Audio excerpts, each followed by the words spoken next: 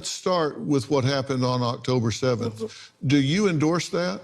I reject the premise of that question because I don't believe that the person asking me that question has the moral authority to ask it until they first and foremost condemn the violent formation of Israel and the ensuing Palestinian deaths. And in fact, I find it unfair that advocates for Palestine are first forced to preemptively condemn acts of violence before their platform is considered legitimate. It plays into Islamophobic tropes. Islamophobic tropes? Yes. Well, let's just get down to right and wrong. Okay.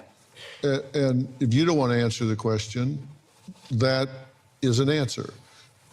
Do you condemn what happened on October 7th? Of course, we do not justify murdering any innocent civilians. But again, the framework of the question makes it seem as if the situation is the result only because of October 7th, when there have been several massacres for decades leading up to this. So when we have been the recipients of that violence and we are first asked to condemn violence, I find that there's a sense of hypocrisy in those questions when our suffering is not being recognized.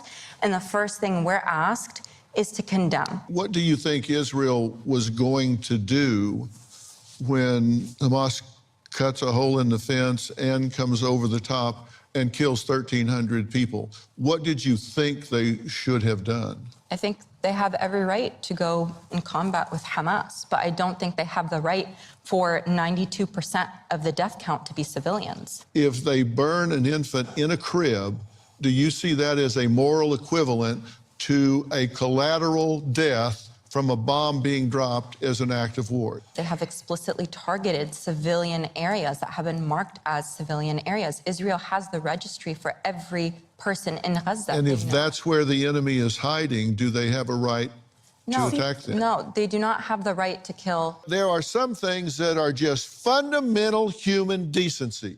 And when I ask you if what happened on October 7th is something you condemn, and you say, well, you have to look at that by looking at hundreds of years of conflict. No, you don't. No, you don't. That's either right or it's wrong, and it was wrong, and I don't need 100 years of conflict to know it was wrong. The fact of the matter is that Hamas, yes, did take innocent life. Why did Hamas take away innocent life? Why was Hamas platformed? Why was Hamas funded? Why is Hamas empowered to take away innocent life? Let me tell you something. When somebody comes over a fence and goes into someone's house and burns their infant in its crib, I don't give a damn why they did it. It's wrong. I've read it that the charter of Hamas is to eliminate the Jewish race, beginning with Israel, but not stopping with Israel, wiping them off the face of the earth. Is that true? This is true, but it does not end there. Now we have the problem of the pro-Palestine who are actually giving Hamas cover. They are participants in the crime. In fact, since October 7, I personally don't differentiate between Hamas and what's so-called Palestinians. Because actually there is no Palestinians. There are tribes. There is the tribe of Hamas, and there is the tribe of the Islamic Jihad, and there is the tribe of Khalil, and there is the tribe of Nablus. And each one has different interests, and all of them are conflicted. If they did not have Israel as the common enemy, they would kill each other. This is the reality of what's so-called Palestine. You don't know what Palestine is. Actually, in fact, the keffiyeh that you are wearing, this is just a statement to show that you really lack the authenticity to represent the case. And what's so-called the cause, you know, this is a human problem. So you just... The cause must die. I think enough is enough.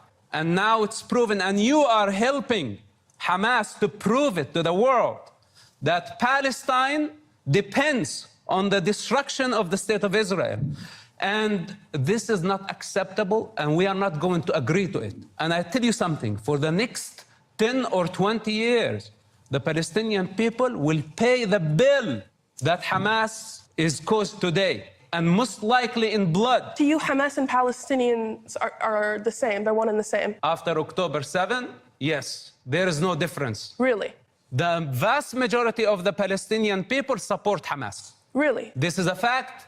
This is proven by statistics, and your silence now. You cannot even condemn Hamas and say that what they did on October 7 was an act of a savage group. You don't have that power. Said I condemn. On what the authority do you speak? question. You only speak on the authority of Hamas propaganda. No, why do you say that I'm speaking on the authority of Hamas propaganda? Because when if you were a decent human being, you can say that the thousands were killed on October 7. That was a crime against humanity. It was a genocide.